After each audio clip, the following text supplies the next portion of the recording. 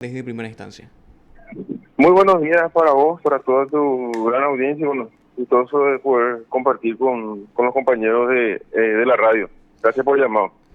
No, gracias a usted, al contrario, por atendernos y poder brindarnos su Hola, tiempo ¿me para... escuchás?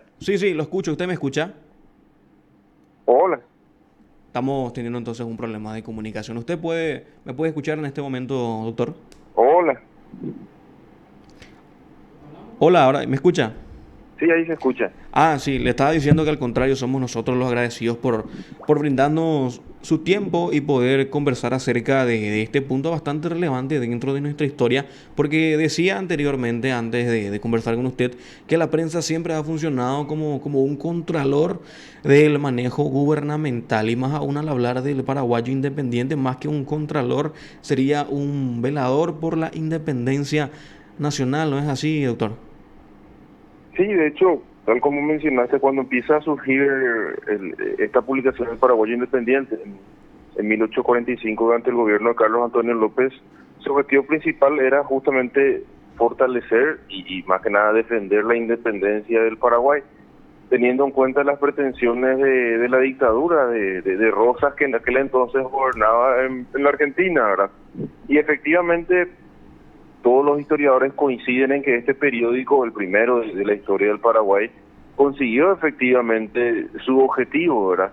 Es así que para cuando en 1852 Rosas es derrotado en la batalla de Caseros y finalmente Urquiza reconoce la independencia del Paraguay, el periódico deja de publicarse y se pasa a otro medio que era el Semanario de Avisos, ¿verdad? Un periódico que se va a publicar incluso hasta la época de la Guerra de la Triple Alianza, ¿verdad? Efectivamente, totalmente de acuerdo con lo que mencionás, la prensa tiene una labor importantísima e incluso le debemos parte del fortalecimiento de nuestra independencia, ¿verdad?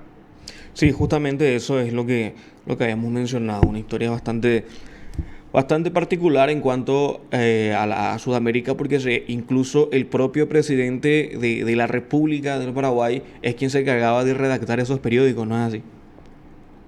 Sí, totalmente, y eso nos da la pauta un poco de la inteligencia y capacidad de Carlos Antonio López, que recurrió a la prensa con el apoyo de emblemáticos intelectuales como Juan Andrés Belli, para esta labor, ¿verdad? No es poca cosa y pocos son los mandatarios que incursionan un poco en este tipo de actividades apoyándose en la prensa como para poder fortalecer una causa, en este caso la paraguaya, que era la independencia nacional. Bueno, más o menos 110 a 118 los ejemplares que salieron del paraguayo independiente. Después, en el periodo, en allá por 1960, hubo algunas reimpresiones y demás, ¿verdad? Como en aquel entonces no había la digitalización que hoy tenemos y había muchos investigadores interesados en tener una lectura de este primer periódico, es que se hacen algunas reimpresiones, digamos, como para que los investigadores puedan tener acceso a los textos de este primer periódico, ¿verdad? Esto, ya que mencionaba el punto, era hecho con el xilógrafo. ¿De qué forma se imprimía esto, atendiendo a que se habla de un periodo bastante antiguo para nosotros, que es 1800? Para la historia es un breve tiempo, pero para nosotros es algo muy lejano, atendiendo a que es 1845. Se escucha un poquito bajo, pero la pregunta sí la escuché. Bueno, era una imprenta nacional, básicamente, donde se realizaba este trabajo y era un periódico de distribución gratuita, ¿verdad? El objetivo es más que nada que el pueblo paraguayo un poco eh, se encauce un poco con lo que era la independencia del Paraguay. Había en aquel entonces incluso también cierto arraigo había así la causa porteñita. Había paraguayos que pretendían todavía anexionarse, o sea, formar parte de lo que era el proyecto de la Argentina. Y también en ese sentido, uno de los objetivos del periódico era un poco lograr un convencimiento hacia la nación paraguaya, un poco de nuestra causa nacional misma, ¿verdad? Eh, y en ese sentido, como dije anteriormente, cumplió plenamente su objetivo y su labor, ¿verdad? Correctísimo. Ahora, ya que usted mencionó ese punto bastante interesante, habían muchos paraguayos que estaban aún con el carrotismo, con el porteñismo. Incluso eso yo había mencionado que imposibilitó que en la época de Francia, por ejemplo, pudieran venir extranjeros a enseñar a nivel universitario a los jóvenes del país porque podrían difundir ese tipo de ideologías, ¿no? Sí, totalmente. Incluso la versión de una supuesta anexión de la Argentina es algo que va a correr hasta fines del siglo XIX. Para el tiempo en el que se da esta gesta de los liberales del 18 de octubre, en la década de 1890 incluso, hay correspondencia diplomática, sobre todo con paraguayos y brasileros, que hablan de cuidarse de una supuesta pretensión de anexión argentina. Imagínate hasta qué tiempo llega esa idea de una anexión del Paraguay de parte de Argentina. Imagínate lo que habrá sido en aquel entonces para Carlos Antonio López poder sostener y defenderse de esas pretensiones, ¿verdad? Sí, justamente. Un punto que hay que destacar es que después del Paraguay Independiente, como te dije, viene el semanario, y ya en la Guerra de la Triple Alianza va a haber una importante publicación de medios, así que tenemos el Cacique, Cabichuí, ¿verdad? Y en la época de la posguerra, desde 1870, vamos a ver una activa labor de la prensa escrita, vamos a ver muchísimos medios que de manera independiente se publican y circulaban entre la sociedad paraguaya. Es así también que vamos a ver represiones a medios por publicaciones que disgustaban a determinados sectores, ¿verdad? Eso es algo que vamos a ver ya incluso en el periodo de la posguerra. Sí, incluso antes de la guerra, ya que también usted es autor de un libro que habla de la revolución de la década del 20, hubo prensas que estuvieron por ambos sectores, no tanto por los revolucionarios y por los contrarrevolucionarios. Sí,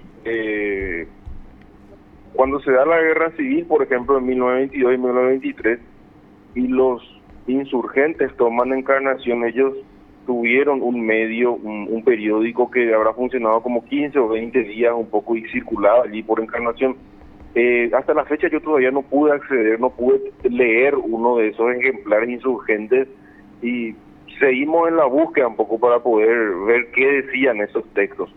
Otro dato importante, cuando el Brasil ocupa el Paraguay de 1870 a 1876, publicaron 2 periódicos. Hay que tener en cuenta que los efectivos brasileños llegaron al número de 2.000 más o menos. O sea, había muchísimos brasileños en Asunción, y bueno, como para mantener el ocio un poco y transmitir lo que pasaba en el imperio, es que imprimieron periódicos de circulación para los soldados brasileños. Por ende, el Paraguay Independiente marca el inicio de una fluida actividad de la prensa. Podemos decir que en ciertos periodos se vio interrumpida o afectada como consecuencia de dictaduras, digamos, o de autoritarismo, ¿verdad? Pero bueno, por suerte continuará y bueno, seguirá hasta la fecha. Una última pregunta y con esto lo dejo también. ¿Qué tan importante fue en la guerra la difusión del periódico El Cabichuí para los soldados? Fue emblemática desde el punto de vista que levantaba mucho la moral de los soldados. Hay que tener en cuenta las condiciones del soldado paraguayo, eran bastante extenuantes, soldados que no tenían calzados, por ejemplo, que se pasaban la mayor parte del día sin probar un bocado. En ese sentido, la labor de la prensa cumplió un papel contundente, transmitiendo noticias, ¿verdad? Y sobre todo tenía un tono un poco jocoso, de burla hacia los brasileros, por sobre todo. Y era fundamental en el sentido de que levantaba la moral del soldado paraguayo.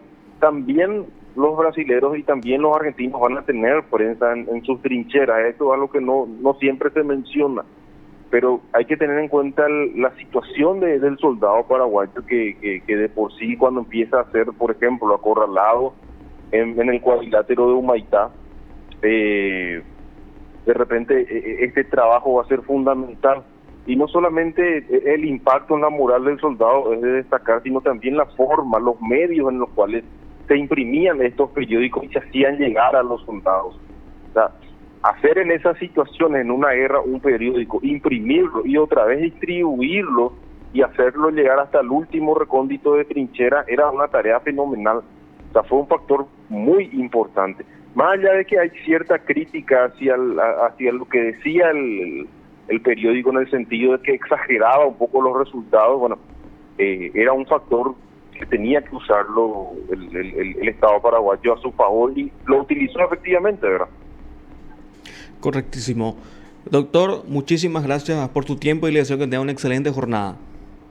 Gracias a ustedes y bueno, a las órdenes en cualquier momento. Hasta luego. Te informó PDS Radio TV Digital. Claudio Velázquez, él es abogado y también se dedica al estudio de la historia, es decir, abocado al estudio histórico en el campo. Entonces, hablando acerca de, primero, el paraguayo independiente, que ha marcado el comienzo del periodismo en nuestro país.